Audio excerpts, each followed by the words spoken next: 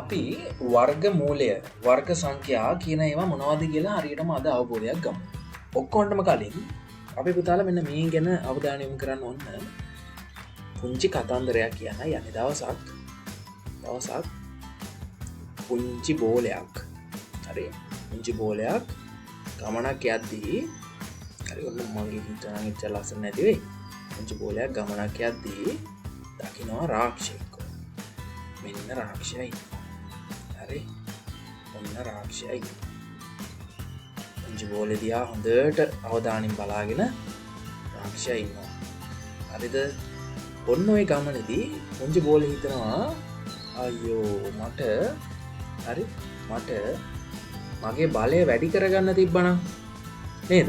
මගේ බලය වැඩි කරගන්න මෙයා මනසින් හිතනවා දැන් මගේ බලය වැඩි කරගන්න තිබ්බනම් මට මේ රාක්ෂයා පරාද කරන්න පුළුවන් නේ කියලා මෙයා හිතනවා. හරි? ඉතින් මොකද වෙන්නේ? මෙයාට පුළුවන් වෙනවා මෙයාගේ බලය වැඩි කරගන්න. හරි? මෙයාගේ බලය වැඩි කරගෙන මෙයාට පුළුවන් වෙනවා අර කාටුන් වල දැකලා තියෙනවා නේද? බලය වැඩි කරලා ලොකු එක්කෙනෙක් බවට පත් වෙන්නේ. ඔන්න මෙයාට පුළුවන් වෙනවා ලොකු එක්කෙනෙක් බවට පත් වෙන්න. හරි? ඔන්න ලොකු එක්කෙනෙක් කළා. ඔන්න hina මුසු මූලෙන් මෙයා ඉන්නවා දැන්. රාක්ෂයා මොකද කරන්නේ? රාක්ෂයා බලන එකවට මේ මොකද්ද මේ වගේ? මේ මොකක්ද යකඩෝ මේ උනේ කියලා අපි සිද්ධ නැච්චර රාක්ෂයා බය වෙනවා මොකද්ද මේ උනේ කියලා. එකපාරට පුංචි බෝලෙට පුළුවන් වුණා බලය වැඩි කරගන්න නේ. රාක්ෂයා බලනවා මොකද්ද මේ.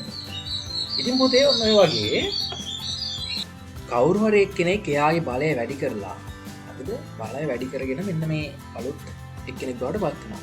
එතකොට අපි කියනවා පුතේ කිසියම් සංඛ්‍යාවක් එම සංඛ්‍යාවම ගුණ වීමෙන් ලැබෙන එකට අපි කියනවා වර්ග සංඛ්‍යාව කියලා. වර්ග සංඛ්‍යාව. හරියට නිකන් මේ බලය වැඩි වුණ එක්කෙනා වර්ග සංඛ්‍යාව වගේ. එතකොට වර්ග සංඛ්‍යාව හැදෙන්න පොඩි දෙන්නෙක් ගුණ වුණා නේද එයාගෙම.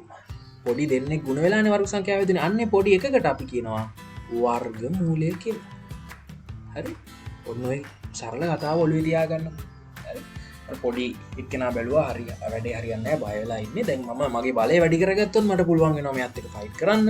ඒ නිසා යාගේ බලය වැඩි කරගන්නවා. එයා වගේ තව කෙනෙක්ගෙන් ගුණ වෙලා. හරි. ඊට පස්සේ හැදෙන එකට අපි වර්ග සංඛ්‍යාව කියනවා. වර්ග සංඛ්‍යාව හැදෙන්න අර ගුණ වුණ පොඩි එක්කෙනෙක්ට අපි කියනවා වර්ග සංඛ්‍යාවට අදාළ වර්ගමූලය කියලා. අපි බලමු පොඩ්ඩක් පැහැදිලි කරගමු තවදුරටත්. දුවේ පුතේ එතකොට කිසියම් සංඛ්‍යාවක් එම සංඛ්‍යාවෙම ගුණ වීමෙන් අපිට අදාළ වර්ග සංඛ්‍යාව ලැබෙනවා. හොඳයි. එතකොට අපි බලමු 2 කියන සංඛ්‍යාව 2කින් ගුණ කරාම අපිට ලැබෙනවා 4 කියලා. එතකොට අපේ පුතේ මේ 4 කියන්නේ මොකද්ද? වර්ග සංඛ්‍යාව. වර්ග සංඛ්‍යාව. 4 හැදෙන්න ගුණ වුණ ඉලක්කම තනි ඉලක්කම එකම වර්ග ඉලක්කම් දෙකක් නේ ගුණ වෙන්නේ ඉතින්. එතකොට මේ එක්කෙනෙක්ට අපි කියනවා මේ වර්ග සංඛ්‍යාවට අදාළ වර්ග මූලය කියලා. වර්ග මූලය කියලා. ඉතින් ඔය වගේ වර්ග සංඛ්‍යා කිහිපයක්ම තියෙනවා. අපි නිකන් ගත්තොත් පළවෙනි වර්ග සංඛ්‍යාව හොයන්න. පළමු වර්ග සංඛ්‍යාව හොයන්න අපේ පුතාලට කරන්න තියෙන්නේ 1 එයාගෙම ගුණ කරන්න. පළමු වර්ග සංඛ්‍යාව වෙන්නේ 1.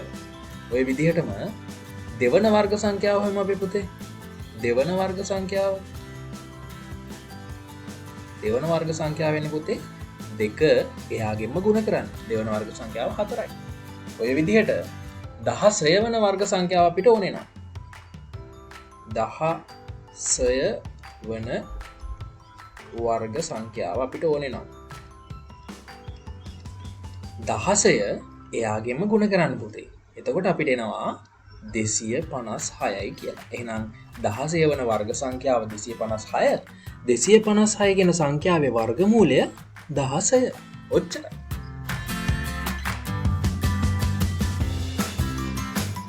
දුවේ පුතේ අපි වර්ගමූලය හඟවන්න සංකේතයක් භාවිතා කරනවා. වර්ගමූල සලකුණ. ඉතින් මෙන්න මේ ආකාරයට තමයි සංකේතය ඇඳගන්නේ.